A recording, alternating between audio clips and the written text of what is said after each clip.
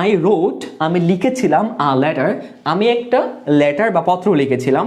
I did not right, দেখছো negative, এখানে আমরা ভুল করে থাকি একটু, এই জায়গাটাই ভুল হয়, একটু মন দাও। সবাইকে আসসালামু আলাইকুম ওয়া রাহমাতুল্লাহি ওয়া বারাকাতুহু। আশা করি সবাই স্থান থেকে ভালো আছেন এবং আলহামদুলিল্লাহ আমিও ভালো আছি। আজকে আমাদের টেন্স থেরাপির past indefinite tense live class, অর্থাৎ আজকে হচ্ছে আমাদের দ্বিতীয় ক্লাস আমাদের টেন্স থেরাপির উপরে, টেন্স ক্লাসের উপরে। তো 100% ইমপ্রুভ গ্যারান্টি আমাদের এই ফ্রি লাইভ ক্লাস চলতেছে। প্রত্যেকটা ক্লজ বা সেন্টেন্স বা বাক্য তৈরি করতে গেলে প্রথমে কি দরকার? সাবজেক্ট দরকার। কি দরকার? সাবজেক্ট প্লাস এখন কি দরকার? ভার্ব দরকার। যেহেতু পাস্ট ইনডিফিনিট টেন্স মানে কি অতীতে, সো আজকে দরকার হচ্ছে আমাদের verb two plus extension. Clear? গত ক্লাসে আমি তোমাদের ভার্ব 3টে দিয়ে প্র্যাকটিস করেছিলাম, মানে এখানে লিখেছিলাম, যেমন ভার্ব 1, ভার্ব 2, ভার্ব 3। কি কি লিখেছিলাম মনে আছে? এখানে লিখেছিলাম মেবি আমরা গিভ লিখেছিলাম। গিভ মানে দেওয়া, গিভের পাস্ট টেন্স কি? গিভের পাস্ট টেন্স হলো গেভ, এবং V3 হলো গিভেন। V3 কি? গিভেন। আচ্ছা, আমরা যদি বলি গো, গো এর পাস্ট টেন্স কি? ওয়েন্ট। V3 কি? গন। ওকে, আরো একটা লিখি আমরা রাইট, এর পাস্ট টেন্স কি? রোট। V3 কি? রিটেন। তাহলে এইভাবে কিন্তু আমাদের ভার্বগুলো পড়তে হবে।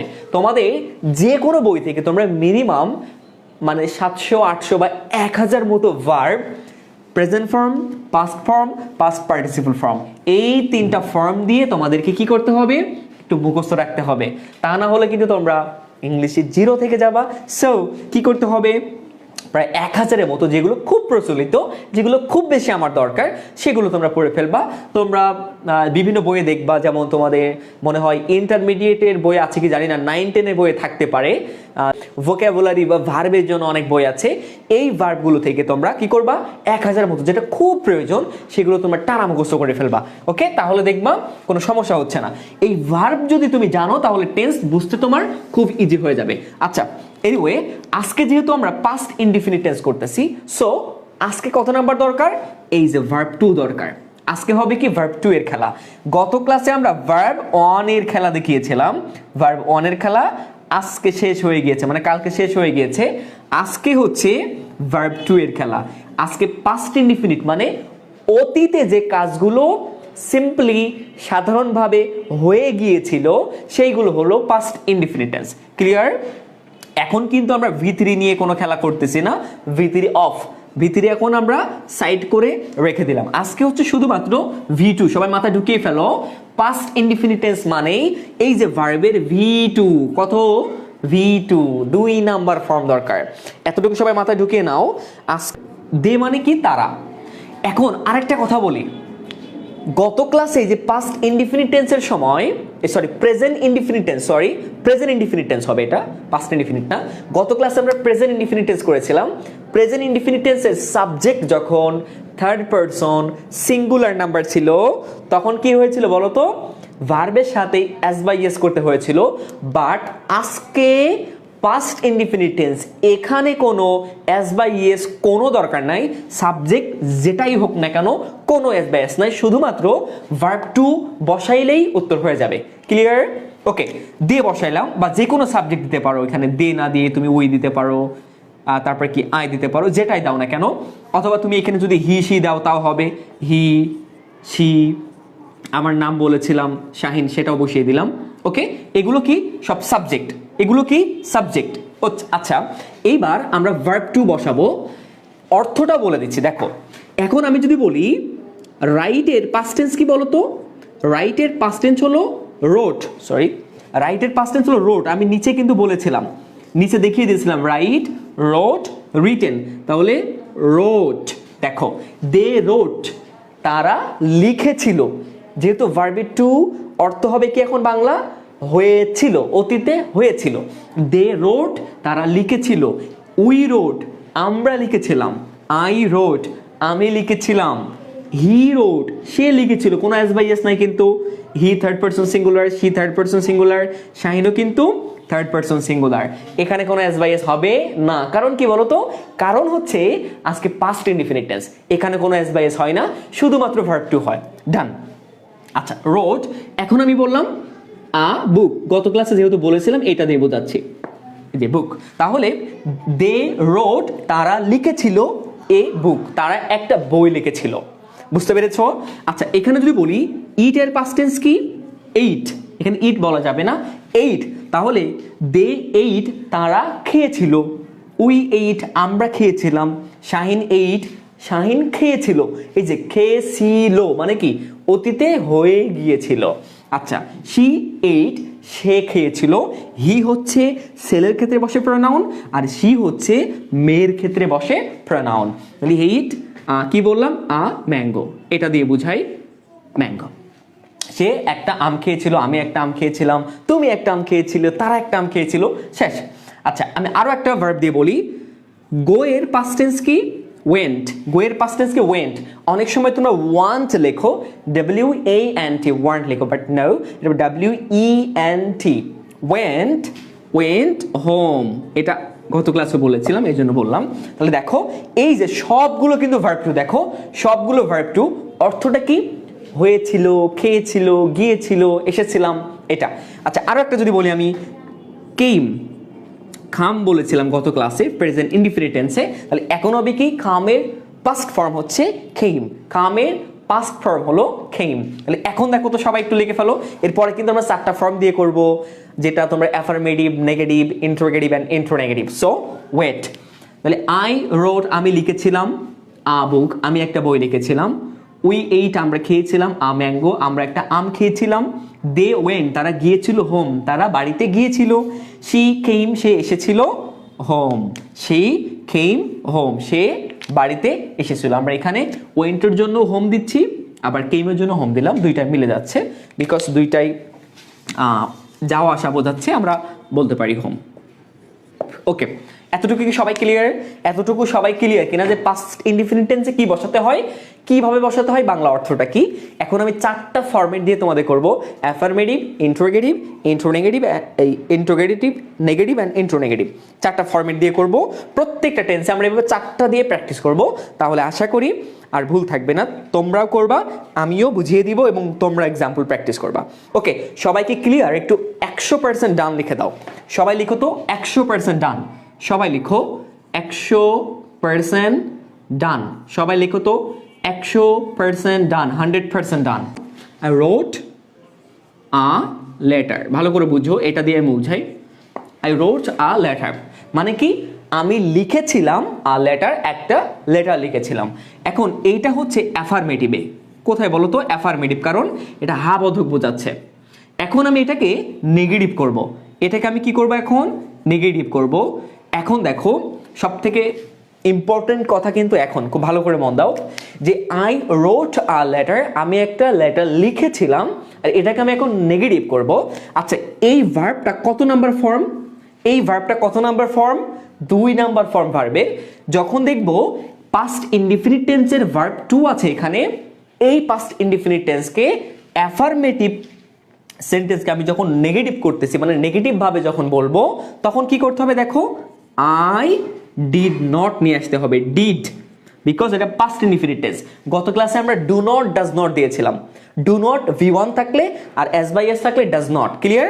আর এখন যেহেতু V2, তাই ডু এর পাস্ট টেন্স হয়ে যাবে ডিড। আগের দিন ছিল V1, তাই ডু দিয়েছিলাম, আর আজকে যেহেতু V2, তাই ডু এর পাস্ট টেন্সও, মানে ডু এর V2 হলো ডিড। আচ্ছা, did not, clear? I did not.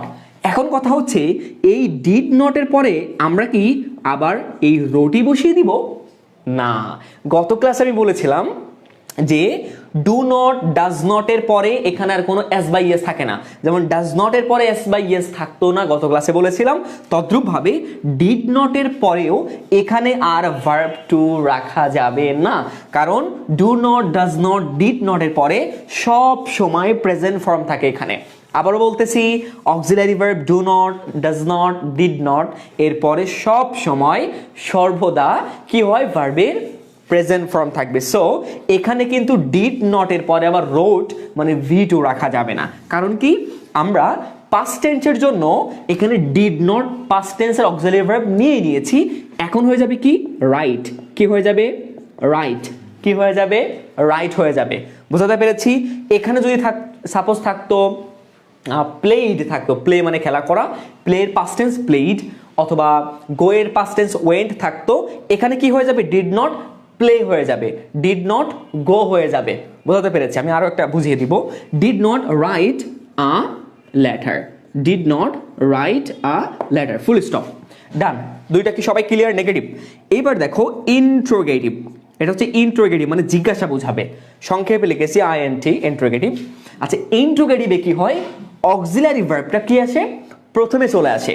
তাহলে এই যে ডিডটা আমি প্রথমে নিয়ে আসবো, ডিড। Okay, did. ডিডের পরে কি হবে, সাবজেক্ট যাবে, ডিড আই।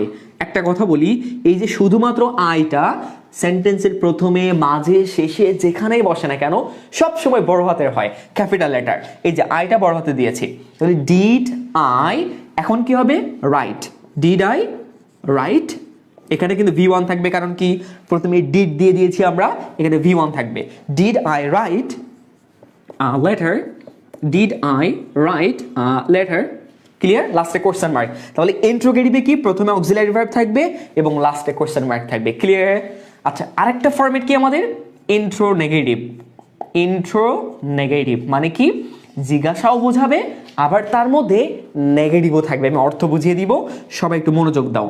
দেখো, তাহলে এখন ইন্ট্রোগেটিভের জন্য আমরা ডিড নিলাম, তারপর সাবজেক্ট আই নিয়েছি, তারপর যেহেতু নেগেটিভ ওয়ার্ডটা আছে, সো আবার নট হয়ে যাবে। তাহলে ডিড আই নট, নটের পরে যে ডিড আই নট এর পরে আবার রাইট হবে, right a letter, right a letter. এই চারটা ফরম্যাট হলেই, তাহলে খেয়াল করো, আমি আবারও অর্থসহ বলছি। দেখো, আই রোট, আমি লিখেছিলাম আ লেটার, আমি একটা লেটার বা পত্র লিখেছিলাম। আই ডিড নট রাইট, দেখছো নেগেটিভ, এখানে আমরা ভুল করে থাকি একটু, এই জায়গাটাই ভুল হয়, একটু মন দাও। I did not write, did নটের পরে কি হবে, এই রোটের এই জায়গায় ভার্ব অন হয়ে যাবে। I did not write a letter, আমি একটা পত্র লিখেছিলাম না। এটা হচ্ছে আই রোট, লিখেছিলাম, আর আই ডিড নট রাইট, আমি লিখেছিলাম না বা লিখি নাই, লিখেছিলাম না। হ্যাঁ, ডিড আই রোট, এখন ডিডটা আগে আসবে, সাবজেক্ট, তারপর ভার্বের বেস ফর্ম, তারপর extension. Did I write a letter, আমি কি একটা পত্র লিখেছিলাম, এই যে কোশ্চেন, যেহেতু কোশ্চেন মার্ক আছে অক্সিলারি ভার্ব প্রথমে, did I write a letter, আমি কি একটা পত্র লিখেছিলাম, এই যে কোশ্চেন করছি, আমি কি একটা পত্র লিখেছিলাম, did I write a letter. সব জায়গায় আমরা ভুল করি এটা, মানে বেশিরভাগ আমরা ভুল হয় এটা, যদি ভুল হয়ে থাকে ডিড আই, এই জায়গায় আমরা রোট বলে ফেলি, এইটা হচ্ছে প্রবলেম হয়ে যায়। সো ডিড আই রাইট হবে verb one, did I write a letter, question mark. এবার লাস্ট হচ্ছে কি, জিজ্ঞাসাও করব, আবার নেগেটিভও থাকবে, intronegative. Did I not write a letter, আমি কি একটা, did I not write a letter, আমি কি একটা পত্র লিখেছিলাম না। এই যে এটা হচ্ছে কি, লিখেছিলাম, আর এটা হচ্ছে লিখেছিলাম না। এই যে জাস্ট কোশ্চেনে করছি, আবার না ওয়ার্ডটা যুক্ত হচ্ছে। Did I not write a letter, আমি কি একটা পত্র লিখেছিলাম না, জাস্ট এরাই। সবাইকে এখন ক্লিয়ার? সবাইকে ক্লিয়ার? আমি আরো একটা দিয়ে বুঝিয়ে দিব, সবাই ক্লিয়ার কিনা একটু বলো তো। He went home, he went home. এখন কি বলবো, হি ওয়েন্ট, সে গিয়েছিল হোম, সে বাড়িতে গিয়েছিল। এখন এটার নেগেটিভ ফর্ম কি, সে বাড়িতে গিয়েছিল না, তাহলে কি হবে, হি, যেহেতু V2, তাহলে V2 এর জন্য এখানে ডিড নট, ডিড নটের পরে কি হবে, এই ওয়েন্টের প্রেজেন্ট ফর্ম হয়ে যাবে গো। ক্লিয়ার? তাহলে হি ডিড নট ওয়েন্টের প্রেজেন্ট ফর্ম গো হোম, সে বাড়িতে গিয়েছিল না, সে বাড়িতে গিয়েছিল না। কোনো ওয়াজ নট টট কিছু আসবে না, যেভাবে বলতেছি ঠিক এইভাবে আসবে বা এইভাবে লিখতে হবে। ক্লিয়ার? এখন ইন্ট্রোগেটিভ করার সময় প্রথমে আসবে কি, ডিড, তারপর সাবজেক্ট হি, তারপর গো হোম, গো হোম, শেষ। ডিড হি গো হোম, সে কি বাড়িতে গিয়েছিল। আচ্ছা, লাস্টে ইন্ট্রোনেগেটিভ কি হবে, did he not go home, সে কি বাড়িতে গিয়েছিল না।